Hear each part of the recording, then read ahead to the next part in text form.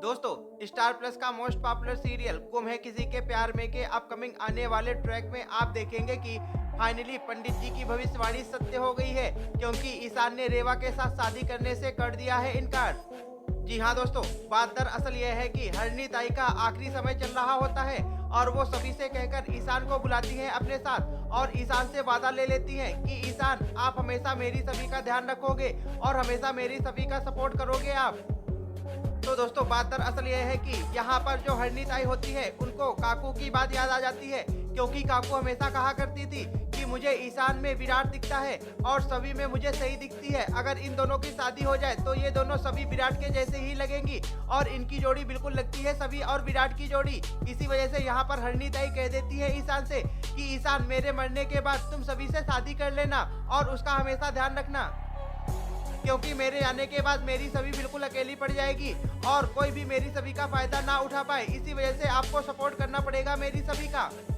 तो दोस्तों, यहाँ पर हरणी ताई सोच रही होती है कि जब मैं नहीं रहूंगी तो किरण सभी का फायदा पूरी तरीके से उठाएगा और मैं अपने मरने से पहले ही सभी को क्यों ना ईशान के हाथों में सौंप दूं और ईशान से करवा दूं सभी की शादी। तो दोस्तों, यहाँ पर हरणी ताई वादा मांग लेती है ईशान से, लेकिन ईशान कुछ सोचे बिना ही कर देता है हरणी ताई से वादा कि वो सभी का ध्यान हमेशा रखेगा और सभी का हमेशा सपोर्ट करेगा और हर मुसीबत से बचाएगा सभी को ईशान। तो दोस्तों, यहाँ पर जब सभी को सारी बातें पता चलती है तो सभी ईशान सर से शादी करने के लिए साफ साफ इनकार कर देती है और यहाँ पर ईशान सर सोच में पड़ जाते हैं कि आखिर वो करे तो करे क्या, क्योंकि सभी ने भी शादी करने से पूरी तरीके से इनकार कर दिया है ईशान सर के साथ। जिसके बाद हमें दिखाया जाता है कि ईशान सर पहुंच जाते हैं अपनी सगाई में और कहते हैं सबके सामने कि मुझे शादी नहीं करनी है। तो दोस्तों, जैसे ही सभी घर वाले ये बात सुनते हैं तो सभी घर वालों के उड़ जाते हैं होश ईशान सर का स्टेटमेंट सुनने के बाद। तो दोस्तों, यहाँ पर जैसे ही रेवा ये बात सुनती है तो रेवा बहुत ही ज्यादा इमोशनल हो जाती है। इतना ही नहीं, रेवा रोते रोते बेहोश हो जाती है।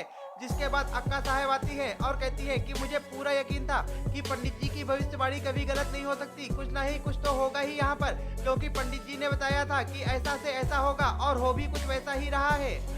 जिसके बाद राव साहब आते हैं ईशान के पास और ईशान से पूछते हैं कि ईशान, तुम्हारी हिम्मत कैसे हुई एंड टाइम पे मना करने की शादी के लिए। जिसके बाद यहाँ पर ईशान बहुत ही ज्यादा इमोशनल होता है और रो रहा होता है और रोते रोते ईशान राव साहब को सारी बातें बता देता है कि कैसे क्या हुआ है। के बाद यहाँ पर अक्का साहब और राव साहब समझाते हुए नजर आते हैं ईशान को और कहते हैं तुम्हें कोई जरूरत नहीं है इस जबरदस्ती के रिश्ते में बंधने की। तुम्हारा प्यार रीवा है और तुम रीवा से प्यार करते हो तो तुम रीवा से शादी करो, बाकी का सब कुछ देख लिया जाएगा, मैनेज किया जाएगा कि कैसे हम लोग क्या कुछ कर सकते हैं। तो दोस्तों, यहाँ पर अक्का साहब और राव साहब कहते हुए नजर आते हैं कि तुम्हें सभी से शादी करने की कोई जरूरत नहीं है,